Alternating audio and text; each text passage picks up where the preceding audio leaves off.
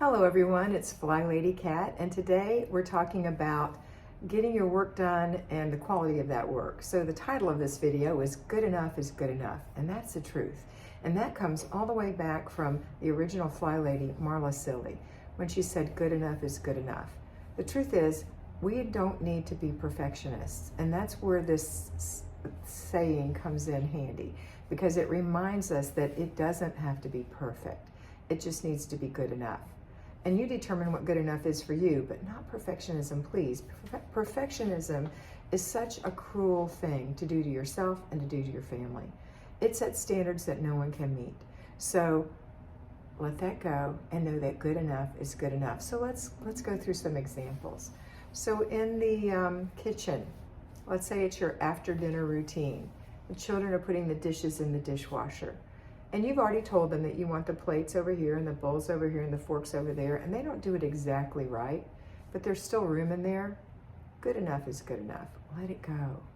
Let it go. Somebody is sweeping the floor for you, and it's a child, and they sweep, and you see that they missed some crumbs. But the floor is swept, and they swept it up into the little dustpan, and they emptied it into the garbage. Good enough is good enough. You'll get it tomorrow. It's not the end of the world. I know you think this is like sacrilege, but it's not. Good enough is good enough. Let's take the bed, for example. One of my mentees was telling me today that her husband, after 3 years of her making the bed regularly, has finally started making the bed. But it looks like a 7-year-old made it.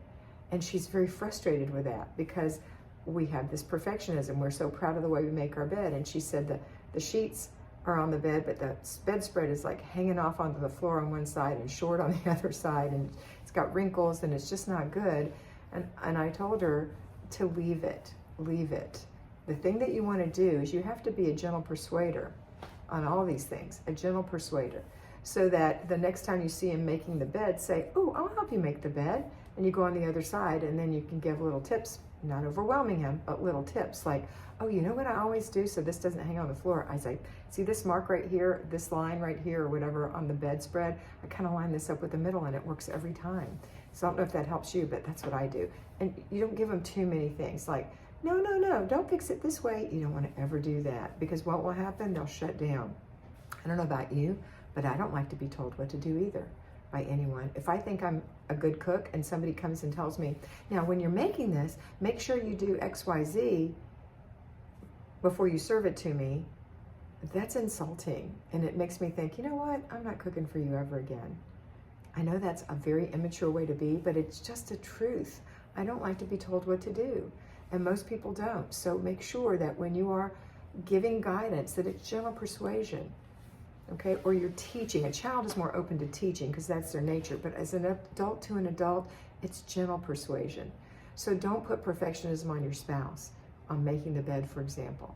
Good enough is good enough. So if he's made the bed, you say, honey, thank you for making the bed. You don't say, oh, what a great job you did. You don't give false praise, but you can say, honey, thank you for making the bed. I really appreciate that. Okay? And then the next time you're making the bed and he's walking by, you can say, honey, can you get the other side of this and help me? You know how much nicer that is? And he's going to feel like, sure, because I know how to make the bed. I can do that. And then while you're doing it again, oh yeah, that's great. Could you pull that tighter for me? Thanks. Just one little thing. You're not telling everything. Okay? All right. So good enough is good enough. We have to start doing that to ourselves. I'm going to tell you, it goes down to our own personal care. Putting your makeup on. I see women on YouTube who of course are making YouTube videos, and they're taking forever to show and apply all these layers of makeup that they put on, which looks beautiful on them. And it is an art. But I'm telling you, for you and me, for every day, good enough is good enough. Get your makeup on and get going. You don't have to stand there for 2 hours or even 30 minutes putting on makeup. Yes, I understand that maybe you have dark circles under your eyes and you want to hide those, or you've got a blotch or a blemish and you want to cover that. And so you enjoy wearing foundation and cheek color, but is it really necessary to put cheek color on and then to hollow out your cheeks and to highlight above and to put the big eyeliner on and the false eyelashes to be at home for the day? I mean, if it's your thing and you want to do that, fine, but even then, good enough is good enough. I would say for the majority of us, if we're not willing to get up a half hour early because we want to put on a full face of makeup, and I know that some women do, and that's important to them. And I don't want to take that away from you, but I'm going to say to most of you, good enough is good enough. Put your moisturizer on, that's important. Put a little color on your cheeks if you need to, a little color on your lips if you want to, a little mascara if you want to. You can even not wear makeup if that suits you. Good enough is good enough. So it's got to be a new way of thinking, that you're not constantly rethinking and criticizing yourself and criticizing those people in your family with the fact that it's not good enough. Somebody told you one time that's not good enough. Just tear it down and start all over. Because if it's worth doing, it's worth doing right. Haven't we all heard that? It's not true. It's not true. Not in homemaking. In this homemaking situation, it is a, what do you call it?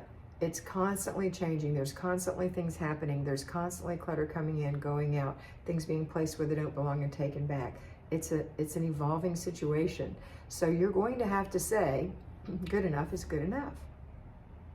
Did you pay the bills? Yes. Did you write down the amounts that you need to record in your book? Yes. Well, then that's all you need to do. You don't need to balance to the absolute penny. Is it within a nickel? It's good enough. Unless you're spending every last nickel in your account, you've got a little cushion in there and you can't balance it and you're off by $1 or $2 or a nickel or 3, it's okay. Round down.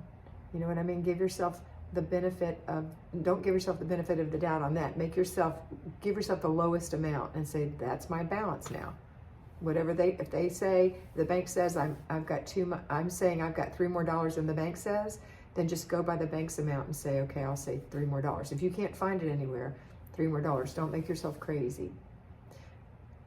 I know I'm confusing you in this, but I hope I'm not. I hope that you get what I'm saying.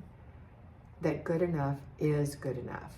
So today, if you're pulling a weed by the front door and you get it, and you pick up another one and you get that, and you're just walking by, you're not weeding the front porch, right? You're just the front garden. You're just pulling a weed or so, and then you see another one and another one and another one, but you really need to get in the house and make dinner. Good enough is good enough. You got the one by the sidewalk, you can put a mental note in, I see you and I have a plan for you, and you're gonna pull it on a day that you have time to pull weeds, not today, or you're gonna delegate it, okay? So good enough is good enough. Remember that when you're doing anything. It's gotta be good, but it has to be good enough. It doesn't have to be perfect. Release yourself from this, release your family from this, and enjoy your life. Remember again that the whole goal of this system is to get your work done early and fast, to have a streamlined home so that you know where things belong and where they are so you can find them, to enjoy and to enrich your children's lives, your spouse's life, and your life. That's what it's about. So you have that time to be enriched and to enrich, instead of spending your time focusing on things that are stupid to worry about. I'm sorry to be rude, but it's just dumb to worry about the perfection of a drawer when your child is thirsty for your attention, okay? It's also, now we'll say this right here, it's also not good to use your children as an excuse to not do the things you need to do. So don't do that either. All right, so what can you do? You can get up and do your routines. You can get up into your zone. You can get up into your basic weekly plan. You can get those things knocked out and you can enjoy your day and benefit from your good work. That's it for today. I hope you have a wonderful day, and I hope you always remember to be beautiful, because you are beautiful.